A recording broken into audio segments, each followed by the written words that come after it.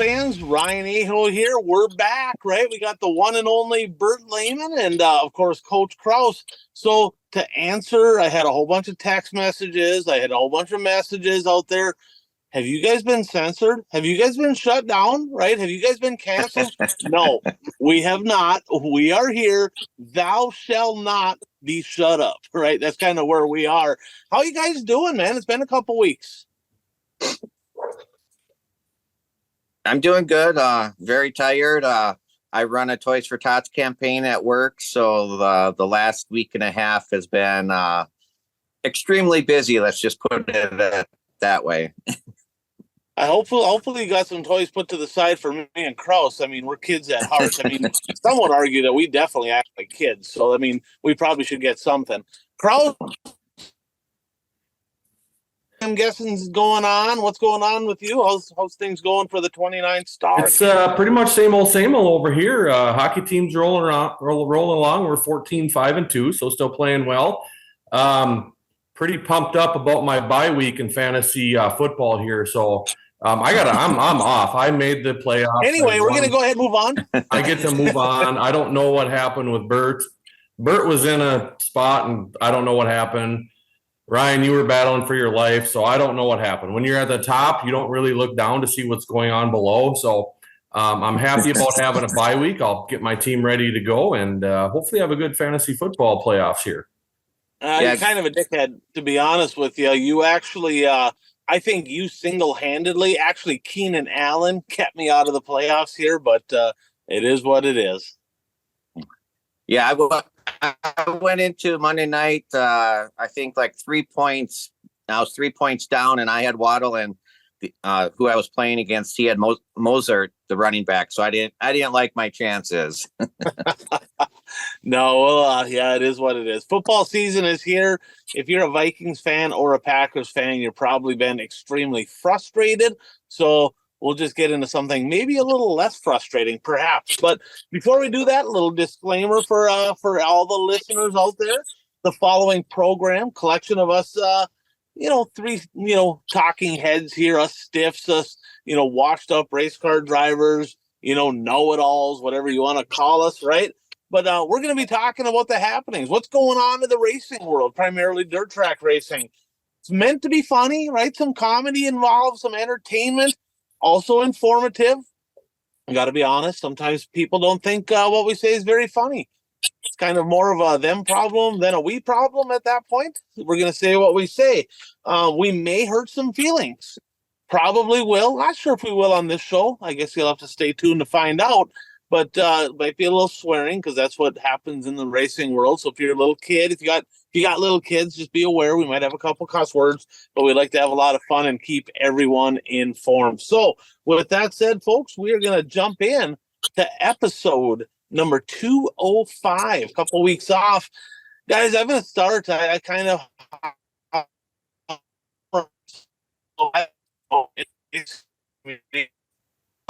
very good family friend Lauren Hardy passed away actually yesterday.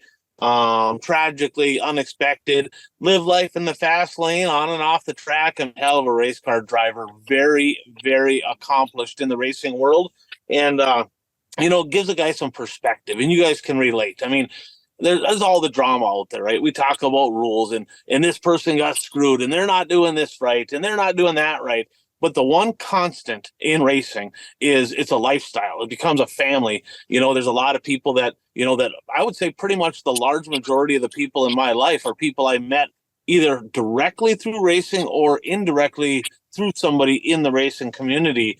And for the Aho family, I would say one of the closest groups of friends we have out there is the Tardy family, very close friends with many, many people in that family, including Puka. He's kind of married into that family. But Lauren tragically passing away, very accomplished, guys. He won a ton of races, multi-time track champion, multi-time Labor Day shootout winner. Never had, he was never the guy to walk in with just bankrolls of money and all the best equipment, but he won races. And when he got in somebody's car that was actually probably better than his car, then he for sure wasn't going to lose. So thoughts and prayers go out to their family. And just a reminder to everybody, right? I know we're all competitive. I know we always have that going, right? But remember, this is a lifestyle, and those friendships and the relationships that we gain over time are very important. So I'm sure you guys can definitely relate to that. So, guys, speaking of that, let's jump into some WISSOTA news. We're going to start local here. We'll start with some WISSOTA stuff. First, a shout out to our friend Brad Parson. Brad Parson's Soil and Ag Solutions. If you're in Western Minnesota, the Dakotas, if you're in farming, you're looking for a more profitable, right? If you're looking to be more profitable, have higher yields, give Brad a call. His number, 320-219-3542. He's got a lot of information he can get you. He has different stuff that you can put in your current spray packages to get better results. Give Brad a call. So we got a fan question here from David, right? Kind of the big thing, guys, going on in the WISSOTA world here over the last, couple weeks is WISSOTA board member Mike Georgette put out a big deal, hey, we are WISSOTA, show your support for WISSOTA. And David said, WISSOTA lost a lot of money last year, right? What happened? Not know, probably just mismanaged, right? I don't think there was theft. I think it was just a lot of poor decisions made. That led to some good things, right? There's some promoters kind of with an oversight committee. There's some good things that happened as a result of that. It is what it is. But he wants to know our thoughts on what is going on now. So essentially, they put a deal out there where fans, business owners, and such can donate $500 at the end of the year, get some kind of certificate that they're a supporter of WISSOTA, supposed to get listed on social media and the website. And the theory is if you get a whole lot of people donating $500, there'll be a lot of money in the account to use for various things. So he asked, when I saw this, is this kind of like a glorified GoFundMe, right? Is this begging? Are they basically looking for a handout here instead of going out and getting real sponsors? Or is this a good thing? We'll start with you, Bert. What's your thoughts on this whole deal? Well, I don't think it's a bad thing. I mean, if people want to give money to WISSOTA, that's their prerogative. I mean, I don't know if the money that is given to WISSOTA through this, if it's earmarked for anything specific, or if it just goes into a big account and, the money is used for any expenses. I'd rather see it earmarked for something.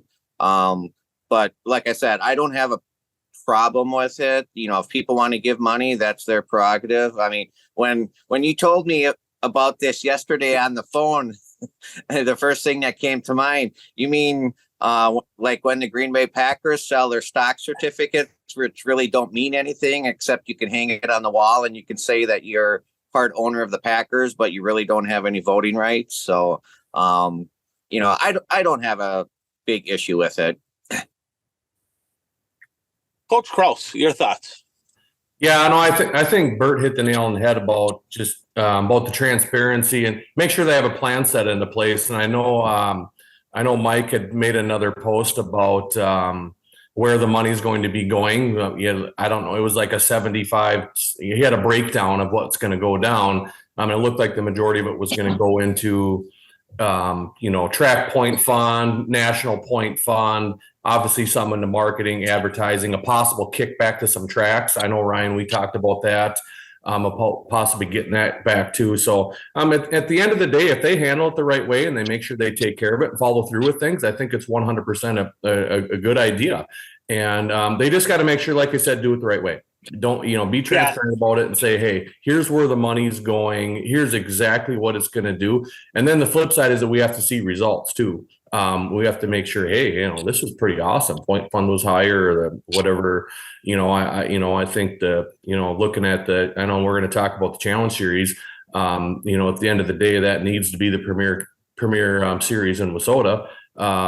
And I don't think it is right now. So there's a lot of things that we got to make sure we're clear about. And I was texting with Mike a little bit and getting some feedback on them, and they had a lot of questions there was definitely a lot of questions. I know it was hey, where's my money going? That was the main question, and they had the answers for it. So like I said, if you do it the right way and you list a page and hey, let's go support the businesses that support WISSOTA, I think it can be a good thing. And is it going to be sustainable for 5-10 years?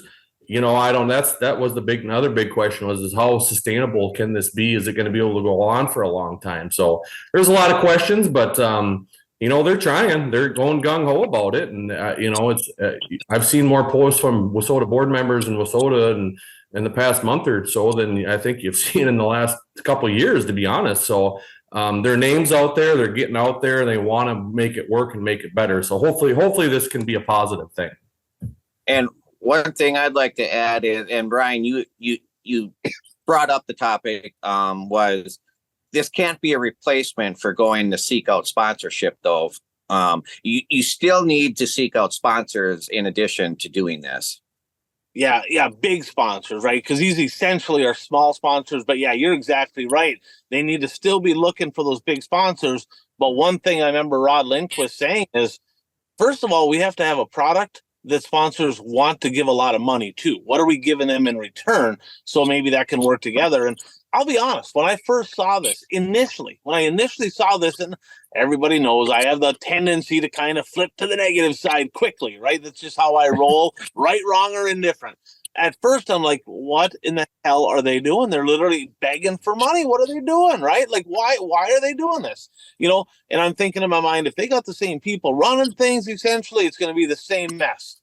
Then I sat on it for a little bit, and I'm like, if a guy really thinks about it, when is the last time that a WISSOTA board member, and I'm not knocking any of the board members with this comment, but when is the last time any WISSOTA board member did anything to generate revenue in any way, shape, or form for WISSOTA? It was before there was employees. That was the last time.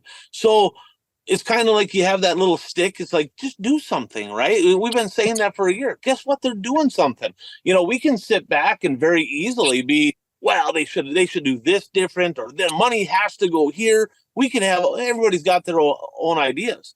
But guys, they're doing something, right? So I got to give a tip of the cap to WISSOTA, because I truly believe that the intent was genuine here, right? Regardless of how you felt about it initially, these board members they're not getting money out of this deal. That ain't going in their pockets. They're literally going out and doing this, trying to generate more money to give back to the racers and hopefully to the racetracks. I think it's a good deal.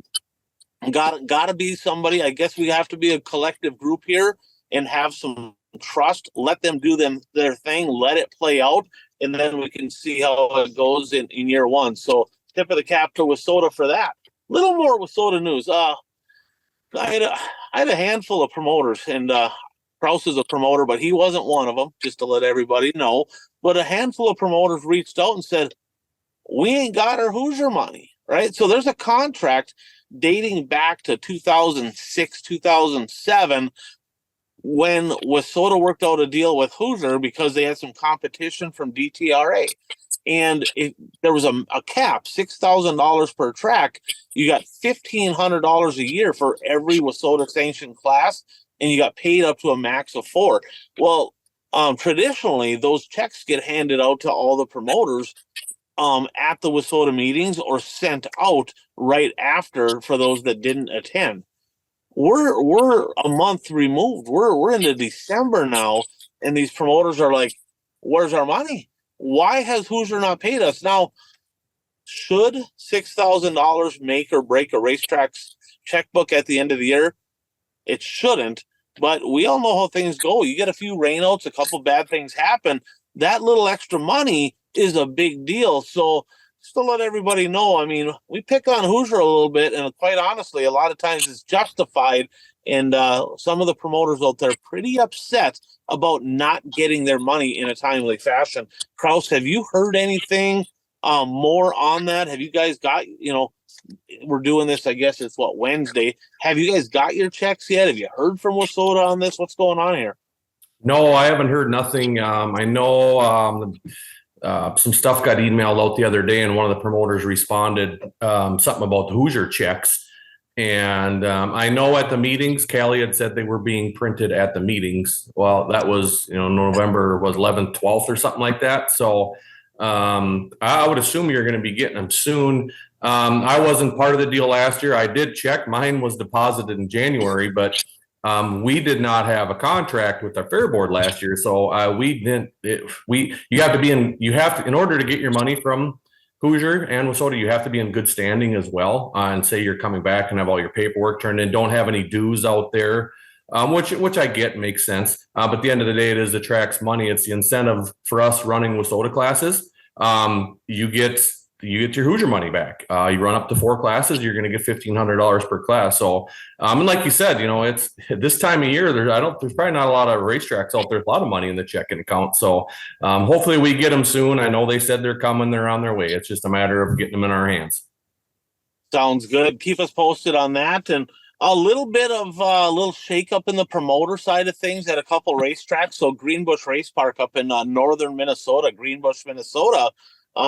Trapper's been the promoter there for a number of years, and he put out a press release here a week or so ago saying that he is not going to be the promoter for the 2024 season and beyond. And at this time, they do not have a promoter in place. So there's a lot of question marks going on up in Greenbush. Is the owner going to continue to keep racing going? Are they what's going on there? Kraus, have you heard anything on Greenbush? I see you checking something all off to the side there. Hope she's pretty. No, just the family walking in, the garage door going off, and all that good stuff. So no, I haven't heard much about anything with any of that. So haven't been paying too much attention about things. Obviously, like I said, been working on the Viking Speedway schedule, but really haven't caught too much wind on that. Yeah, so we'll stay tuned on Greenbush. Hopefully, that's one of the tracks I haven't been to. There's very few in Minnesota I haven't attended. That's one of them. But I've heard a lot of great things about the place. Probably should have got up there. Hopefully they keep things going. They got a good culture there. Another track over in North Dakota, Cheyenne Speedway, Lisbon, North Dakota. Benji Fromke's been the promoter there handful of years here. Also runs a couple different series. And he made the decision. He went to the Wissota annual meeting, voted, did all of his things, and then decided shortly thereafter that he's no longer interested in being the promoter over in Lisbon, North Dakota. And it sounds like the Bitker family is going to be promoting that. They promote Red River Valley Speedway in West Fargo, North Dakota, and the Norman County Raceway up in Ada. They're adding a third track to the list now. They're going to be doing stuff over in Lisbon. But what I've heard is they're only going to race 4 events in all of 2024. That's very interesting. There's a lot of culture there. There's a lot of people that have been racing for a long time. I don't know, Kraus, what do you think? I mean, if you're only going to run 4 events, is it even worth doing? Yeah, I don't know. It's almost like a Huron situation, if there are a couple of events that they have out there. And I know Benji had said something. I've been talking to him a lot lately, actually, in the past month or so, working on some tour stuff and the moonshine and the street stock tour and stuff like that. I know he had mentioned that, if he was going to run it again, he was thinking about cutting it way down to just a few shows. So I don't know if they're having a hard time. I know, the car counts aren't the greatest. But I knew some of their classes, the legends, and they do have some classes out there that, put up some decent car count numbers. So it'd be interesting to see. I don't know. Maybe they're just, maybe it's a kind of a go big or go home world right now. Maybe they're going to have some big events and hopefully make some money at them and go from there. Yeah, I don't know if they got enough of a population around that place to pull something like that off. The challenge in promoting, right? In all fairness to promoters, right? You're a promoter. I've been on that side of things. Bert's been around racing his whole life. But the challenge is time, right? Having enough time to do all these things that we want to do to make things better. And if you're a promoter of a club style racetrack, you don't get paid. You're doing it all for free. It's all volunteer time. Well, life is awfully expensive now, so with inflation everywhere and the cost of everything, you're spending more time working, creating revenue to pay your bills and have the things you want to have, not putting in 40 hours a week for free running a racetrack. Now, with that said, I've heard a lot of people, Benji's one of them that's made comments like local racing, a lot of places is dying. Well, if you're running it like 1980, where hey, we have a racetrack and well, you're gonna die. But if you're in today's world, right? And I'm not knocking you if you're not doing this, because time is a deal. Time is a big deal, and trying to find people to help is another deal, right? But I think there needs to be more focus on building that fan base, getting out in the community, doing things to build interest, getting special interest groups to the racetrack. Those are things that are far more important than the rules and all this other stuff. So, man, I hope that place keeps going. I made a few trips out to Lisbon. I made no trips up to Greenbush, but man, hopefully these tracks keep going strong. Hopefully they decide that Racing Weekly is a big deal up there. So, guys, lots of news in recent weeks, and lots of schedules dropped. We're not going to sit and we're not going to take a deep dive into all the schedules. We'll save that for weeks to come. We'll stick to the high points a little bit. One of the biggest announcements, if not the biggest announcement in the last week or two, hey, modified guys and a couple gals out there as well, unless you live under a rock, you've seen what's going on, what's going to be happening at the Mississippi Thunder Speedway in Fountain City, Wisconsin. Looks to me like a conglomeration of XR, right? Barry Braun, Racing Dirt, and the Mississippi Thunder Speedway. Sounds like they're working together on this deal. Now, of course, I don't remember the guy's name that owns Racing Dirt, but he's a minority partner at Mississippi Thunder as well. So they're going to have a show called The Big Deal. The Big Deal. Now, $100,000 a win for modifieds. Guys, they literally put out there a pre-entry, and within a day, they hit over 200. I think they got like 216 spots saved on there. Your guys' initial thoughts when you saw this come out? Bert? Well, first, you're wrong with what it is. You're wrong with what it is to win, isn't it? $100,001. So it's the highest paid modified show ever.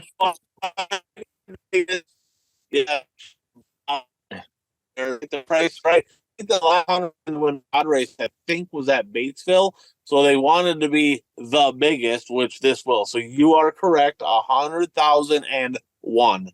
Good point. But yeah, you're right. I mean, what else you got? The drivers who have signed up, it's a who's who in modified racing, and I know there's a few drivers from Northeast Wisconsin who signed up. Benji Lacrosse signed up. So, and it's going to be interesting to see how they get the different rules from how all the mods are going to compete against each other. That's what I'm really curious to see how that works. I'm excited for that, and I've cross-touched on that because they're taking they're creating a rules package that they're going to incorporate USRA, USMTS, WSOTA, UMP, IMCA, and there's drivers from all the different sanctioning bodies coming to compete at this event. Now, in a perfect world, right, which clearly we don't live in, right, but in a perfect world, can you imagine drivers in the top 10 representing all of the different sanctioning bodies out there, right? If that were to happen, could that be a big first step into having a unified package throughout the whole country for modifieds? Kraus? Yeah, you're nodding, but so Kraus, okay? Yeah, go we Kraus. Also versions of people on the podcast cannot nod.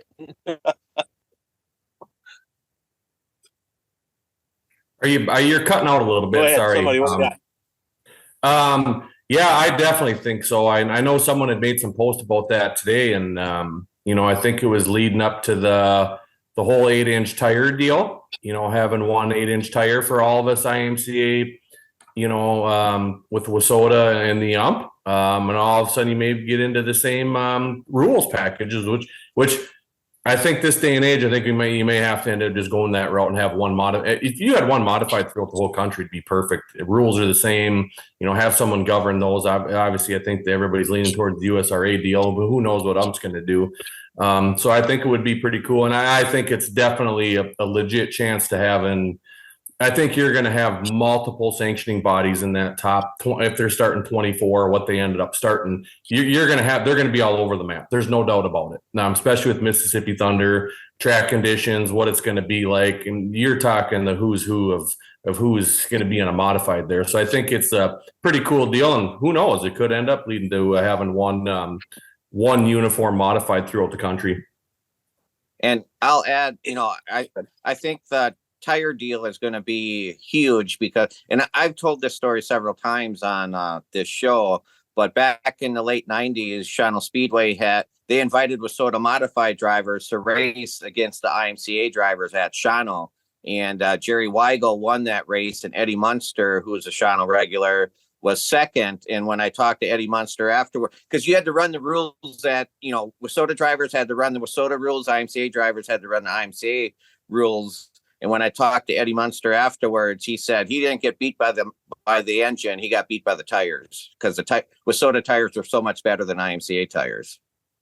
Yeah, they definitely are. In fact, I mean, they're priced accordingly too. I think the price point on that style tire is more because there's more material in it. So the IMCA tires, the most cheaply designed tire out there, probably they have a theory and a reason they have it that way, but having one tire across the board would be so much better.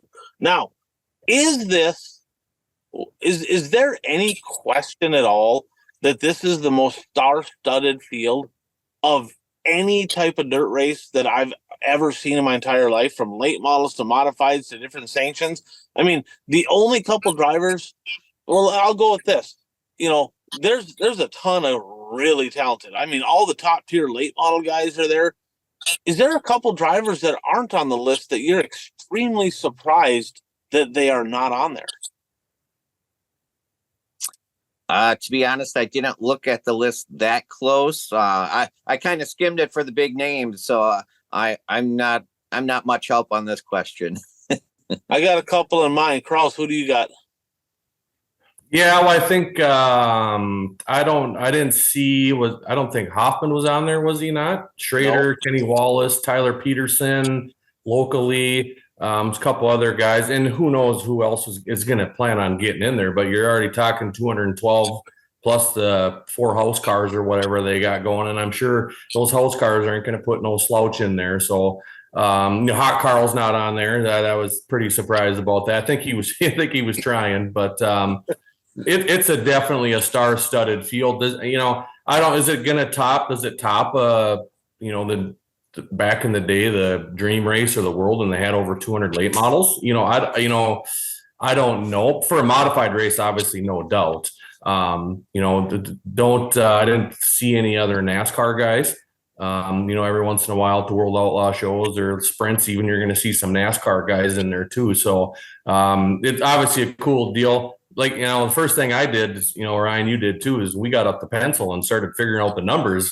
100,000 to win. Oh boy, that's a big purse. And how are you going to get this paid for? I don't think there's going to be an issue with that after we sharpened our pencil up a little bit. So cool deal. Like I said, it's go big or go home. It's definitely going to be fun to watch.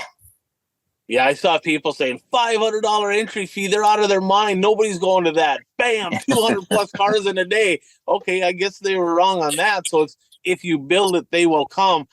This is one of them events. I got to be honest. Like I got it earmarked on my calendar.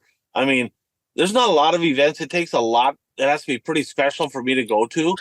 I'm really interested in this particular event because of the talent pool that's there, and it's at a good racetrack, right? I mean, we've seen some talented groups of drivers at different events, or maybe the racetrack just wasn't good. Mississippi Thunder has a good racetrack, right? So this is a good track, good race cars. I mean, and it works out perfect because there's no World of Outlaw or Lucas Oil late models that weekend. There's no USMTS mods, right? So everybody's eligible to come to that deal, and it's kind of showed. So super excited about that.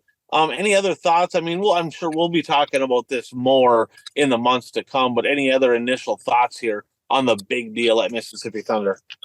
Well, I kind of have the same mindset that you do. I've never been to Mississippi Thunder before, and after seeing that, skimming the drivers list, it's like, Maybe I need to get there for this event. Yeah, the One to Go show might need to represent down in Fountain City, Wisconsin. I think that we might have to make something happen. So a little shout out here, Daytona One Performance Lubricants. Guys, they are way more than just tire treatment. For example, right here, we got engine treatment. Okay, we got engine treatment as well. Engine treatment, they call it horsepower in a bottle, proven on the dyno, right? You add this, and the directions are all on there, right? But you add this to your oil, and you're going to get less friction and more horsepower, more torque. Enhanced fuel economy in your personal vehicle. So you can put this in your personal vehicles as well. And when you go to the pump, guess what? You're going to pay less money, right? So that's a good deal. Superior protection, which is good. Shields vital components from friction, heat, and wear. And, we're up in the North Country up here. So if you have less friction and all that, it's going to help your engine turn over faster in cold weather. So check it out. XL1 Engine Treatment Concentrate from Daytona One Performance Lubricants. So another thing going on here, guys. XR making some noise with the XR Northern Storm. Now I heard they're kind of ixnaying the whole XR Working Man series. It sounds like that's not going to be a deal in 2024.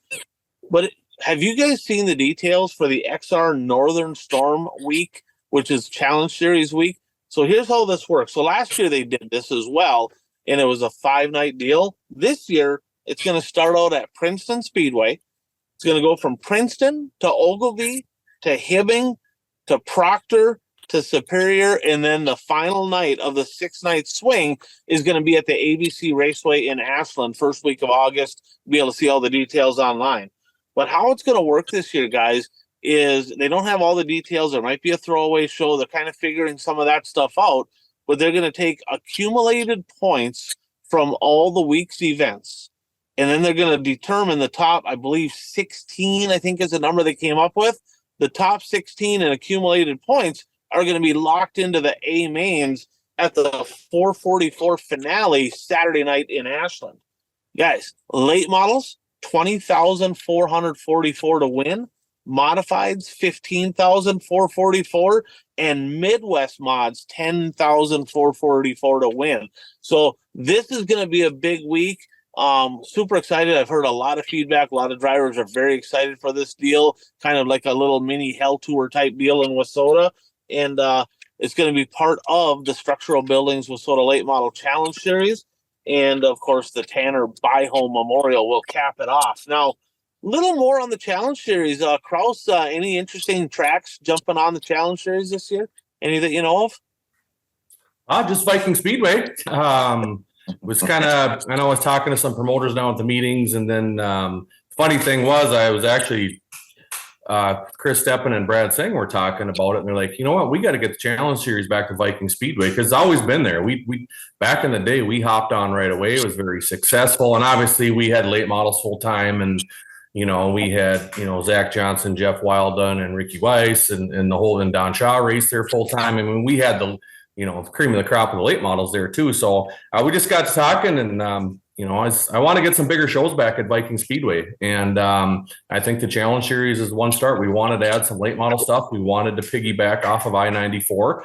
Don had talked to us about that, doing that too, and then we did that. So I think the opening weekend is going to be great. Weather can be a little bit iffy in May, but usually up in our area, I-94 is going to start, and then we're going to hit Viking and have a couple big shows. Hopefully we can get some late models out there, and good to see some other tracks hop on board. I know the doubleheader in Fiesta City, good to see them step up to the plate and down in that area, late model racing used to be pretty big down there, but none of us really run them locally anymore. So it was just good to see that schedule. And, if this deal getting Cedar Lake on board, I know Chris interviewed the guy from Cedar Lake out at PRI this week. So, good to see them hopping on board, and they still got super stocks and get some things going too. So hopefully, like I said, it's a premier series. I've had a ton of great feedback already with Viking Speedway. Our post went crazy on Facebook, and people are super excited to be back up this way and, having late models and having the Challenge Series back. Yeah, it looks pretty exciting. Good to have it back at Cedar Lake as well. kind of need to get Wissota back strong in Wisconsin again. Maybe Bert can pull some leverage. And if the Dirt Kings piss everybody off enough, maybe we can get the Challenge Series over in Eastern Wisconsin. I'm just saying, I don't know what's going on. We'll let him talk about that next. One thing that's interesting is the Mater's not on there. The Red Cedar Speedway voted that they were just going to run that as a standalone event, not have it a Challenge Series deal. And only one again in the state of South Dakota. Casino Speedway, no Huron, no Aberdeen. Looks like they're sticking with that tri-state deal. Bert, any thoughts on the Challenge Series? Well, the first thing that jumped out to me was Cedar Lake being on the schedule. And then I looked at the schedule a little bit more and I thought about it. And it's like, wait a minute, there's a track missing that's always been on the schedule. And that was Red Cedar Speedway with the Mater race.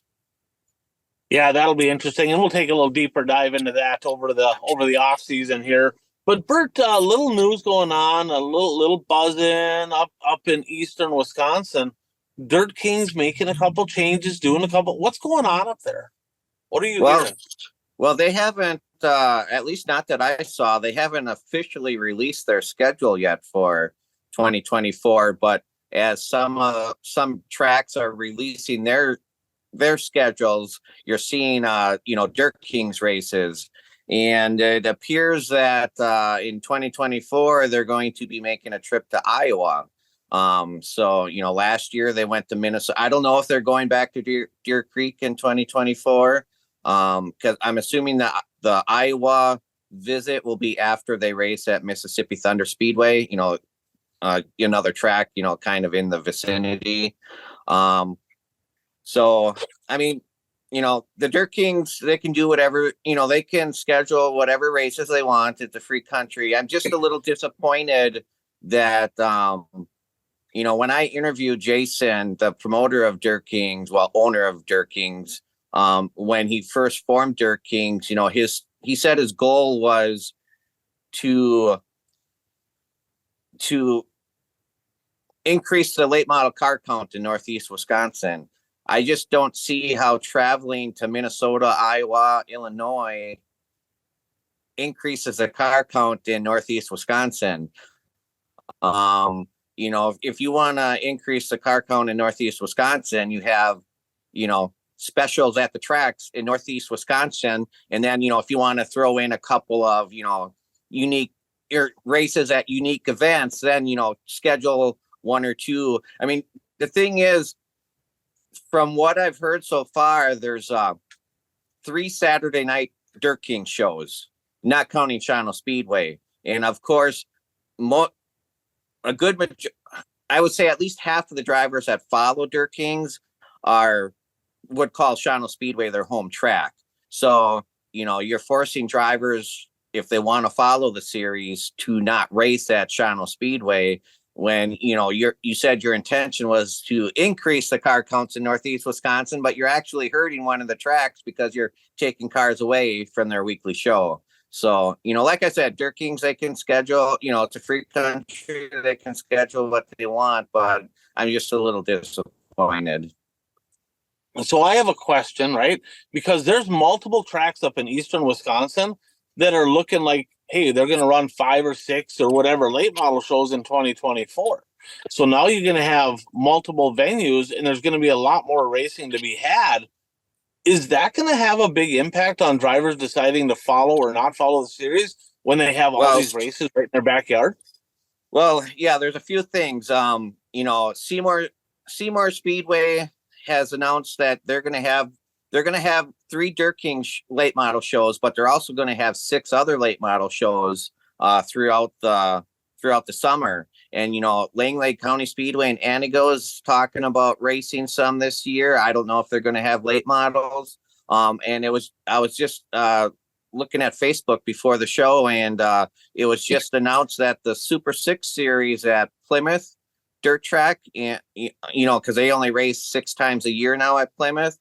And that's going to be sponsored by Soybert Calf Ranches.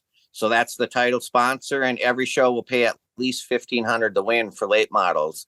So, and those are also Saturday night shows. So that's going to hurt Shawano a little bit too. But and that's why, it's not easy being a promoter out. I mean, I've never been a promoter. Kraus has been a promoter. I mean, it's not easy, I'm sure, trying to figure out these schedules, and then when, other tracks schedule on top of you, and, it's,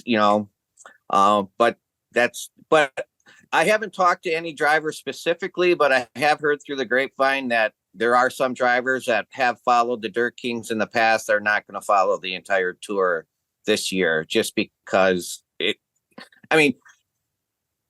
there's no way you even pay for your diesel, to travel to all these shows based on, the winnings. They had Dirt Kings, I believe, had like a $19,000 total payout at end of the year. And then also, I believe, contingency prizes of product and stuff. But, you divvy up 19,000 between 10 drivers, 12 drivers, that's not a lot. No, it's not. It'll be interesting. So that'll be something to keep an eye on in Eastern Wisconsin, see how the schedules kind of pan out, see what drivers are going to do, and maybe see if you can shoot some messages. Once schedules start dropping, see if you can fire some messages over to some of these drivers, kind of just feeling them out, seeing what their plans are. It'll be interesting to hear. So let's jump into the national scene. Now, Lucas Oil late model. So Kraus here, you get him credit later in the show for getting one right.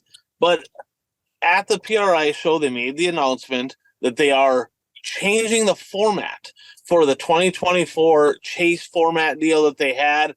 And there was a lot of mixed feelings last year. Initially, right, I'm like, that's the dumbest shit ever. If somebody's got a 400-point lead and they lose the points, it's stupid. With that said, I don't think I've ever seen a race that had more draw, more mystique, more excitement, more hype than the finale at the Dirt Track World Championships because of the points deal. So how it's going to work now is I think it's Knoxville's. They're going to cut off the 4.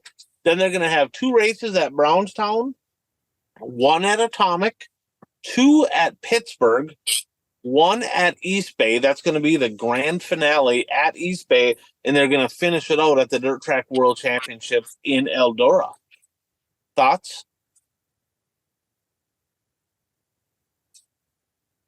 I'm happy with. I'm satisfied with this type of a schedule to determine the champion. I mean, as you know, I was pretty adamant when we discussed the format for this year's championship. And, at that time I had said, I'd rather see, at least a few races where they have to race. So if something goes wrong in one race, the drivers, it doesn't ruin their chances at the championship if they had put together a championship season prior to that. In a perfect world, which again we don't live in, but in a perfect world, I don't know, that's kind of weird. I got balloons going up in the back. That's kind of crazy. How about that? Zoom doing its own thing. I don't know if that was my finger motions or what that was. That was all right. Oh, fair enough. In a perfect world, right? Things will get shaken up enough to when it comes down to the final race, it still comes down to one race. Heck, somebody could go out and win the first 5, and next thing you know, it's over. So, it'll be interesting to see how it plays out. Kraus, I know you had some thoughts on this as well.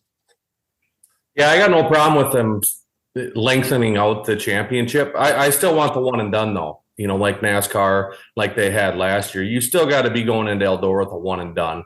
I just hope that going into Eldora that there's still 2 or 3 guys that can win that championship, because it's gonna, you look at the World Outlaw deal, like that weekend watching it, it really wasn't much fun watching that after, what they did at Eldora. You went and watched the World Finals at Charlotte, and it's like you're just watching race and there was no excitement. The race at Eldora, there was TVs being broken, there was recliners laying all over the place. There's people jumping up and down, probably some sprained ankles, probably, the whole 9 yards, people watching that deal. So I have 0 issues with them spreading it out. I think they could have gone, I would have gone more like a NASCAR, maybe a 12-8-4 kind of deal to really get down there. Cause you still got 4, 5, 6 races to go there, but you have to keep that excitement, because you got the excitement so high right now.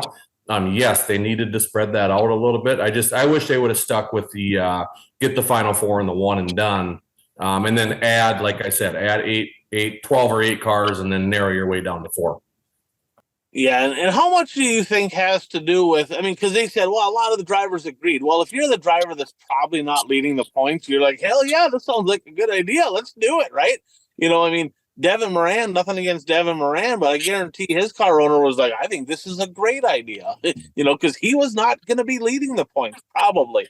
But RTJ, some of his sponsors, right? They're like, we didn't want this. Like, I mean, it is what it is. We end up getting stuck with it, but we didn't vote for it. We didn't want it.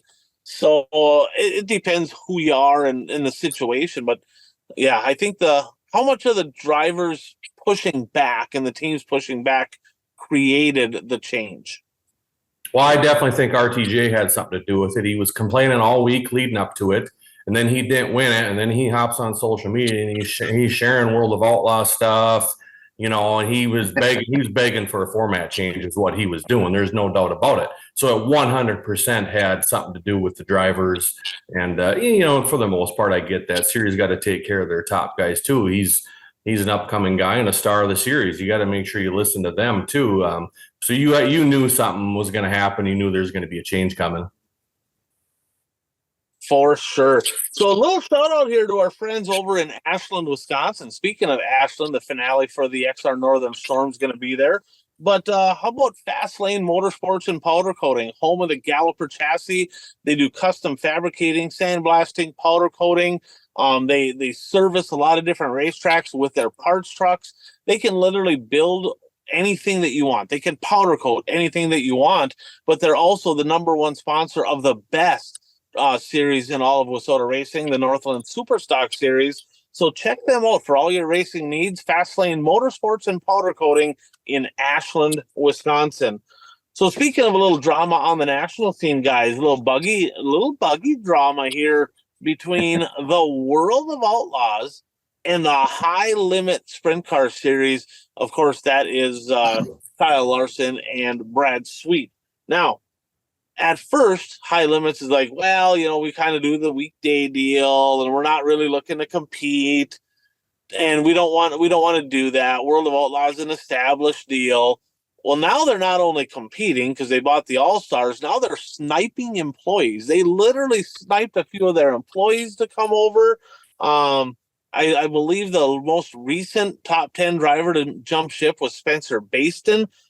Jacob Allen was on a podcast, literally just land blasting the World of Outlaws and Dirt Vision, kind of talking about how they're screwing over the racer and this is a better deal. So a lot of drama there, guys. Anything stick out to you? What's your thoughts on all the drama going on between these two powerhouses in the sprint car world? Well, I mean, when this deal was first announced, we debated on how much this was going to change and would they directly compete against each other, and we weren't quite sure, and we didn't think that there would be a lot of competition, but this is blown up, and it's just, I mean, this is a full-on competition where both series are going to be fighting for the best employees, the best drivers, and when you have like Kyle Larson and Brad Sweet behind one of them, there's a lot of name recognition and probably a lot of money also. Now remember, this happened once before, right?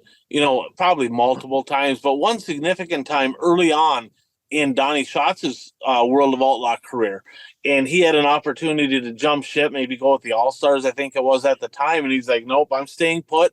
I'm loyal. I'm an outlaw. I'm going to race with the World of Outlaws. With that said, they've had competition. They've had people try to knock them off the pedestal. Do you think that Kyle Larson, Brad Sweet, the High Limit deal, do you think they're here to stay? The World of Outlaws have been here for a long, long time. Do you think this is a flash in the pan deal where they're coming in, they're going to throw some money around, we got our ideas, we want to do our thing, and then they're going to stay and they're going to be here long term? Or do you think they're coming in, throwing it all around, trying to shake up the apple cart, get some changes made in World of Outlaws, and then be like, yeah, we're kind of done with this, we're going to go on to our next venture? Yeah, that's a good question, because I mean, something happened. I don't know what happened. There's stuff behind the scenes that we don't know about with Larson and Sweet. I mean, Sweet's won the title how many times now? You know what I mean? He's a number one guy. World Outlaws. All of a sudden, you're going to jump ship. Something went down there. Maybe this is a wake up call. Maybe they're sending shots to World Outlaws saying, "Get your stuff together, or we're going to stick with this." So who knows? It's a really good point. Interesting to see what pans out about it. You know, it's the list. Some drivers that jump ship, but some guys are still going to run both. I haven't really looked at the schedules really hard to see what's going to go on, but definitely an interesting scenario is, are they going to stick with this deal? What's going to happen with Kyle Larson, or maybe Hendrick's going to say, hey, you got to stop racing all this stuff. Who knows? There's a lot of variables into this deal. So it'd be interesting to see, is it going to be sustainable? Are they going to keep doing it? You got Brad Sweet, and I don't think Kyle Larson's got any money issues. So it's going to be interesting to see what pans out. For sure. Another thing on that is Flo is tied in with this deal. They're, I believe, part owners, and they announced, I don't know about for 2024, but I think for starting 2025, they're going to have a charter system where I believe the top 10 in points are going to get royalties. They're actually going to get a profit sharing deal from the streaming on Flo. So some of that Flo money going to be going back into the race team's pockets. So kind of an interesting deal there. And I know we'll talk a little bit more about that in just a minute here. So our weekly Pick'em segment here, brought to you by our friends, brand new sponsor. And Kraus, maybe you can tell us just a little bit about these guys, but Elevate Visual, going to be doing all of our editing here for the foreseeable future. Thanks a lot to Brandon for coming on board. I know they do a lot of different stuff. He does video editing. They do drone work. He does some stuff up at the Viking Speedway as well, doesn't he? Yeah, he's basically how it happened. He's my production guy for the Blizzard for my hockey games. He does all the overlays and does the production. And we kind of went to it's kind of like, hey, it's like you're watching it on ESPN. We so to speak, it happens, but. He was doing my production, and then of course I hired him over at the Speedway, and he was doing my Dirt Race Central, and then before you know it, he's doing the Wissota 100.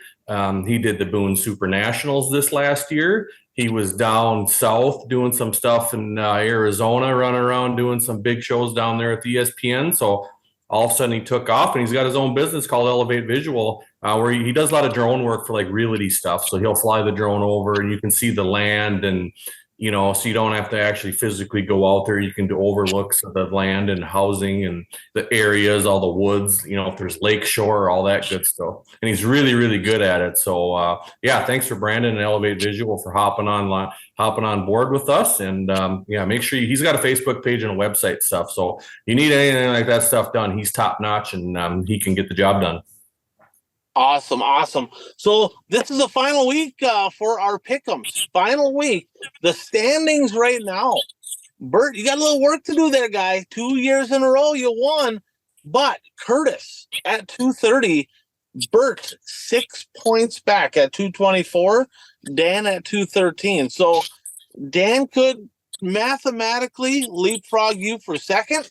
But you have a shot to win this deal still. Do you think you're going to take this away from Curtis on the last lap, or is this deal over? Well, it's not over. Okay, all right. I just want to make sure. And then we got Brandon forfeit. I still contend. I have the Mater race yet in the spring that I. No. Point season ends here. That one does not count. You're going to be too far out of it anyway. Brad at 207, Mike at 206, so they can kind of change things up. We got Kent at 193 heading down to the Dome this weekend with Zach Johnson, and I'm at 188, so I'm kind of hoping to sneak by him. We got Not So Hot Carl at 163 and his brother Jeff at 148. Guys, we're picking all 3 nights of the Dome. Both features, so that's 6 races, that's 12 points. I'm doing the math here. Jeff is 15 points back of his brother. Keep in mind, Carl hasn't made a pick in like 2.5 months, and he still couldn't catch his brother. So not good. He gave me a lot of shit. He says he took the last spot from us, Bert. Like you had the last spot in the fantasy deal. and there was three of us tied, and me and Jeff both won. He beat me out on points for that final spot, so he won up us there. So Gateway Dirt Nationals, that is what we're picking. What I mean, we're going to talk a lot more about this next week after the Gateway Dirt Nationals, but I mean, what are you guys looking forward to most? What are you looking forward to most from Gateway? Well, one of the thing that is amazing to me right now is, it used to be like for the World's 100, race teams would have special paint schemes, and there's still race teams that do that, but it almost seems like there's more drivers who have special paint schemes for the Dome now. And both you and I, all of us know that those schemes aren't going to be clean by the time the racing is over at the end of the weekend. So, I mean, these guys are putting on brand new bodies on these cars, knowing that they're just going to, they're not going to be in good, although, the top drive, well, all the drivers, they can sell them then to fans because fans will buy them. Why do you got to be so negative? Why do you got to be so negative? Why do you got to go and knock a racetrack saying it's just going to tear up equipment? Bert, that's not very professional of you here. I'm not being negative. I mean, every driver who goes to that track to race, they know that, there's going to be a lot of rubbing, and your car's at least the sheet metal is not going to be coming home straight. There will be some carnage. So I do have a fan question. I'll let you guys let Kraus probably more than anything answer this. So fan question from Brad. In order to win this race, okay, the Dome is a 5th mile, elbows up. It could be smooth. It could be choppy. It could be a cushion. But you got to be like on your game, right? You can't just be a cowboy and just bang the wall down. You can't be a putt-putt on the bottom because they might drive right by you. What's it going to take to win this race, right? You got to be smooth. Now, when I think smooth in Wissota country, I think like John Canta, right? I think Jason Tennis in a modified, Scott Danzies, smooth, roll in the middle of the black, smooth, right? But then you look at it's a whole nother type of smooth. When you get to the national scene, some of these national drivers, they're banging the berm like Bobby Pierce a few years back would be like, we call him Bobby Not So, but they're super smooth on technical character style racetracks. What do you feel like is the difference between Wissota smooth and national smooth, and what's it going to take to win at the Dome? Yeah, that's a tough one with the comparing it. I think the smooth around here is completely smooth, slick top to bottom, and it doesn't rubber. You know what I mean? So it's as far as a racetrack goes. Drivers are a different story, but I will say I think the one reason why I think Bobby Pierce is that much dominant this year, I think he learned to drive on both. You have to be able to win on the smooth tracks or the lockdown tracks, or be able to roll the middle. His knock was, if there's not a cushion, he's not going to win. Well, I think he changed that this year for sure. He was winning on every type of racetrack. So as far as it is what it is. It's if you want smooth, you got to make sure you got some food on the bottom, and you got some little food up top, and you got to be able to roll the middle too as well, and get a 3-wide racing service. I think that's where smooth comes into play, and tracks are so different. And I think the tough part about now is we get to watch so many tracks online. You see every racetrack. It's not like back in the day, Ryan, when we were racing, we ran 2-3 tracks, and that's the only tracks you see. We've seen every track in the country right now, so everything's completely different. So hopefully the Dome's going to have some character. There's no doubt about it. My couple takes away is I want to watch the local guys.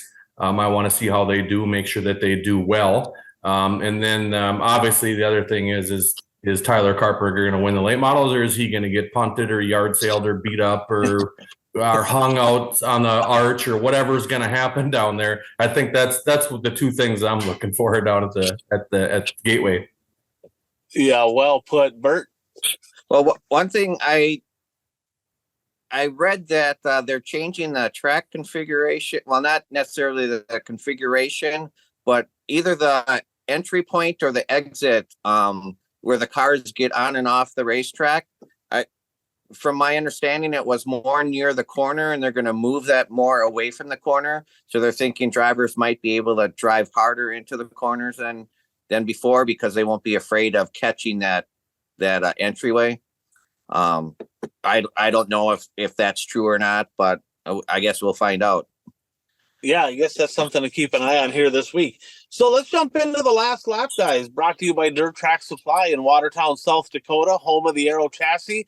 If they also service a ton of racetracks out there. They can build cars. If you have an existing car that you need body work, fab work, you need anything done, they can do that as well. They can get any part you need. Ron and Trevor Anderson down in Watertown have helped a lot of people in the racing community and great ambassadors to the sport. So thanks for them being on board, and for all your racing needs, check them out, Dirt Track Supply. So kind of a little bit on the silly season. We've been kind of keeping tabs on this. Sam Mars going to be taking over for Dustin Sorensen in the MB Customs house car. Any expectations from either of you guys for Sam Mars? I mean, I think,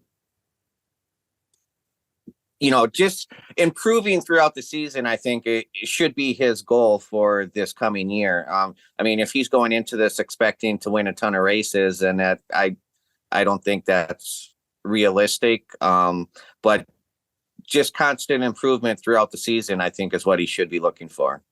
I'm gonna segue with another question here. So Dustin Sorensen, a pair of Longhorns, from what I understand, going to be running. Basically said he's committing to running the full World of Outlaw late model series. So Dustin Sorensen, following World of Outlaw, is probably going to hit some local stuff as well. As far as open motor stuff, you take him. You take Sam Mars running his schedule. Is there more of a chance that you're going to see Dustin Sorensen win a World of Outlaw race, or more of a chance that you'll see Sam Mars get on the podium in some open late model races?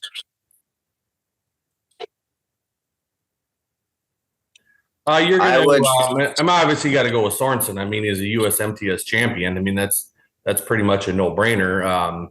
Be interesting to see him in a Longhorn, see what he can do. He's a wheel man. He can wheel. He likes it up on the fence. He can be smooth as well. So, and obviously he ran against the best of the best at the USMTS and has been on every track around the country. So, and obviously with his two new Longhorns, I don't think finances is going to be an issue there. So be fun to see him. But, like Bert said, I think just seeing Sam Mars in that car, getting some wheel time, not a whole lot of MB Customs out on the national scene. Obviously they do very, very well in the WISSOTA scene. So they're going to have to get after it. I think Jimmy having his kid in the car, I think that's going to give him a little bit more fire under the belt to make sure that he does good, because Jimmy's won some big races and Jimmy's a wheel man. He's got a lot of feature wins in a late model, so I don't think he's not going to let his kid go out there and be, a slouch or a pushover. So I think that's going to help too, having, Jimmy being there and pushing him and being the guy. So it's the flip side of it. Us local people, it's just going to be fun to watch those guys. Yeah, absolutely. Speaking of Mars, right? I didn't even know he had another kid, but I believe Taylor Mars been running some go-kart stuff. He's going to be jumping up into a late model in 2024 as well. So just another one of the Mars legacy to be making laps in, I'm guessing, WISSOTA country. So national scene, Cody Overton taking over the vacated ride from Ryan Gustin in the TriStar number 9. I don't know if he'll be 19. I'm not sure what number he'll be, but he's going to be running the TriStar car. Dave Flynn from up in Superior, Wisconsin, making the switch from MB Customs to Longhorn. And Tony Stewart. What is he doing? What is your thoughts on this? I know you guys probably saw what's going on, but Tony Stewart going to run for an NHRA championship. Can he get it done? Yeah, I think he can. He was running the they call it the alcohol class. It's kind of the lower level top fuel deal. He'd been running those and testing them, so you knew something was going down there. Tony's just not the kind of guy. I'm just going to do this just for the sake of doing it. And obviously they want to start a family and get after it. And a lot of sponsorship dollars there. I went to a few years ago. I got behind the scenes stuff up there at BIR. Got to, we had VIP passes and all that stuff. That's one heck of a sport. They got the money dumped into that, and that's big time money there. So you knew if he's going to do it and keep the sponsors happy, Tony Stewart's one of the biggest names ever in racing around the world, let alone in the country. So going to be cool, and he's going to have fun. And you know him, he'll be chucking helmets and he'll be throwing fists and he'll be fighting. Unless he's got a little bit older now too, but he's fun and he's exciting. So it's going to be fun to watch. Interesting. He's going to draw a different crowd over to NHRA too. Just because, with his dirt background, his NASCAR background too. So that's an interesting scenario with that as well. 100%.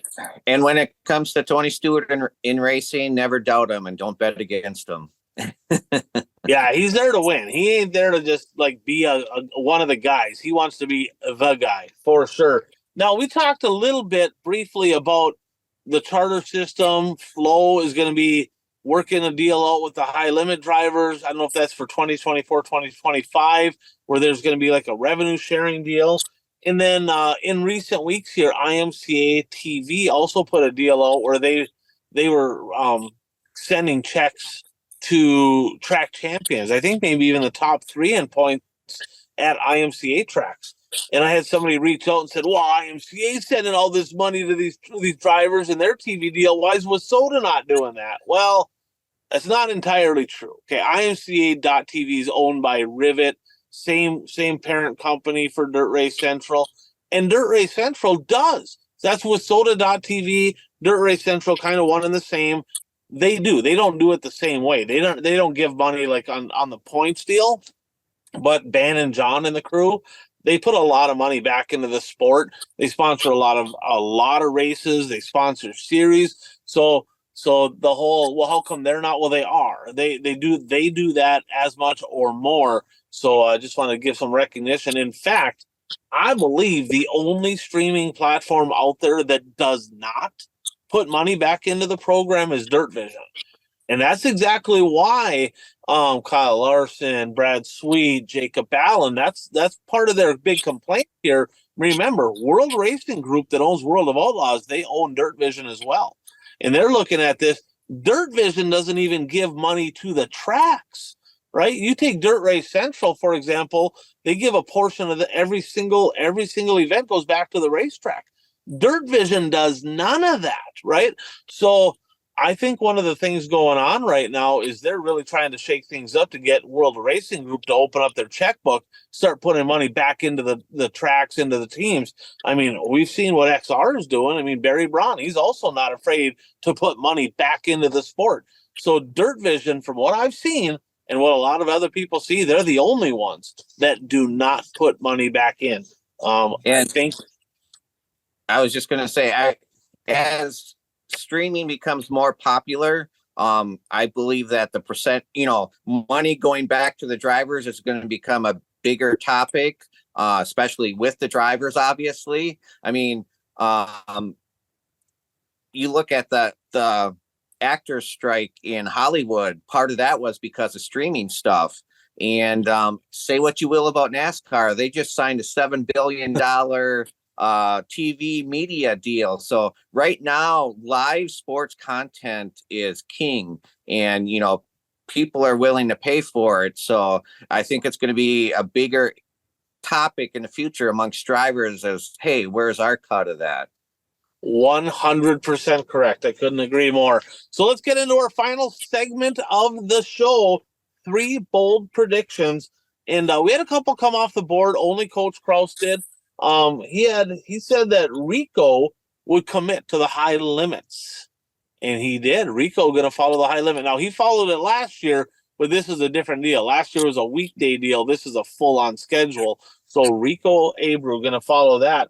He also said there'd be a format change to the Lucas Oil Dirt Late Model deal, and that obviously happened as well. So in our final week, because everything ends at Gateway and then goes from there for the following season. Our current standings, I'm at 40.5%. Bert's at 35.5%. And Coach Kraus and the listeners at 20.3. He'll have his own slot starting next week. So, playoff bound good Jeff. He actually does all of our points. He said playoff bound good Jeff. It's a little shot to me and you, because Kraus is in the playoffs in our fantasy league.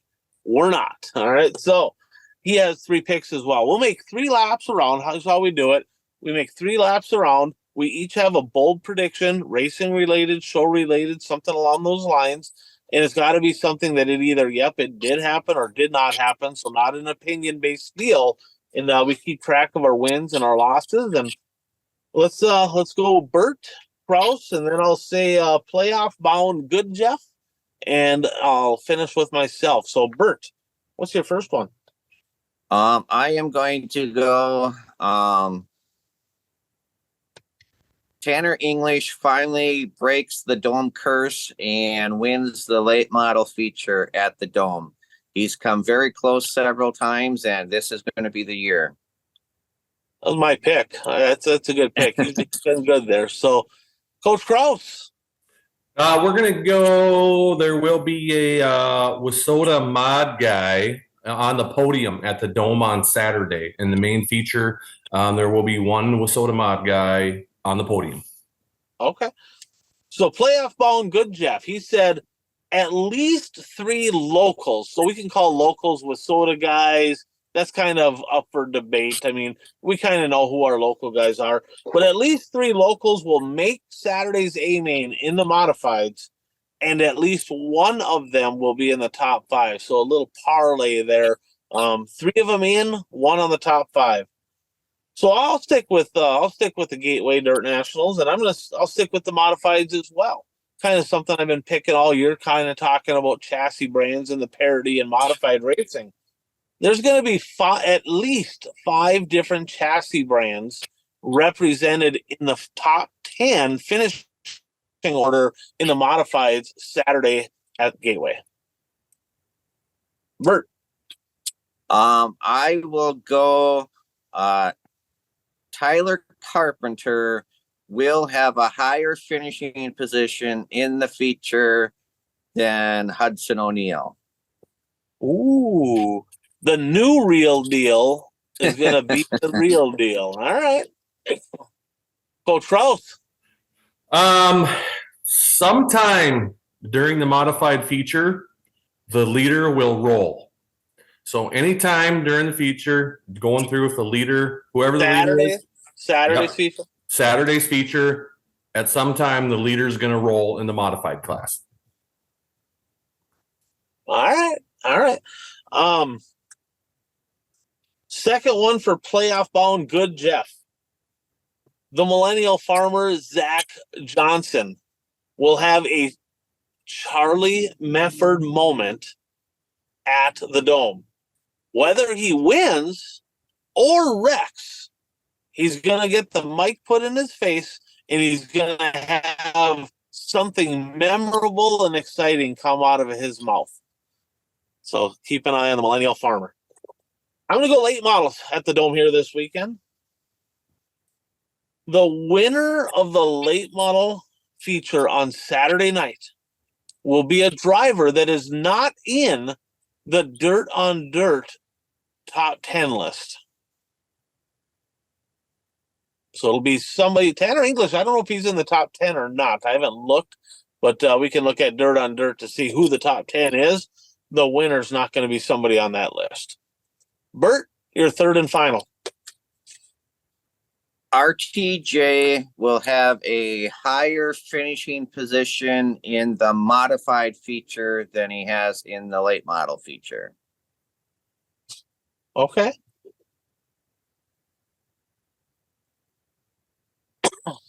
Coach Kraus? On Saturday night. On Saturday, okay. No, I was going to give a shout out to the millennial farmer anyway. And got to give a shout out to Derek Strickler from DS Power Sports. for the photos and the live footage from the dome. They got there. So the Millennial Farmer, Zach, did make it there. So my last one is going to be a Rocket and a Longhorn will not win the late model feature on Saturday. It's going to be a different chassis brand. It will not be a Rocket, will not be a Longhorn. A little Corey Hedgecock chassis. BMF Tanner English in the house. Okay. All right. So playoff bound, good Jeff, third and final prediction. The Kryptonite Kid, Tyler Carpenter, will yard sale RTJ in the final 2 laps on Saturday night to win his 3rd championship at the Dome. So a little bit of excitement there with old RTJ. Now, just want to confirm this. Bloomquist is officially entered, right? He is.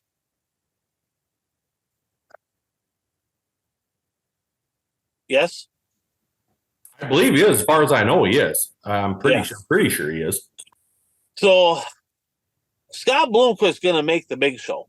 Scott Bloomquist will be racing Saturday night in the A main in the late model division at the Dome. He's going to make her in. Don't know if he'll finish. Don't know what's going to happen, but he will make it without. I don't think they have provisionals, but I'll say without a provisional if they do happen to have one. So the old voodoo child going to start his march towards relevance again in 2025 by putting himself in the A main Saturday night. So good to be back, gentlemen. There, a lot going on in the racing world. I mean, it never ends. Of course, we got the Dome this weekend, starts Thursday night, so Thursday, Friday, Saturday, and then we got a couple big things at Tulsa, with Tulsa Shootout, and of course, Ricky Thornton Jr., kind of a cool deal, threw a bunch of money. I don't know how many, but he basically told a bunch of drivers competing at the Tulsa Shootout to send him a short little clip, and he's going to sponsor a bunch of drivers for $500. I thought that was kind of a cool deal. Kind of had a nice post basically saying that he knows what it was like to get started. So kind of cool to see some of these drivers giving back. So with that said, any closing thoughts before we jump off? I have one thing. I have to, it's been a while since we've done a show. So it was announced a couple of weeks ago, Shawano Speedway, they introduced a new category for their Hall of Fame, contributor category. So it's somebody, not a driver, but somebody who contributed to races. And the inaugural inductee is going to be my grandpa, Paul Lehman. He passed away in 1993 at the age of 97, but he was on the Shawano County Fair Board for 42 years and president for 17. And he was part of the group that helped bring racing to Shawano Speedway for the first time. So I'm sure that's where I get my racing love from. So congratulations to him. That is super cool. Congratulations to you and your family, of course, because that's a big honor. I mean, I know that quite a legacy. I mean, you go to the races there every week, so he left his imprint on the half mile over in Shawano. So with that said, I'm Ryan. That is Bert. That is Coach Kraus. Good to be back. Good to share some racing news with everybody here. And we'll be back at you again next week. Thanks for tuning in to the One to Go Show.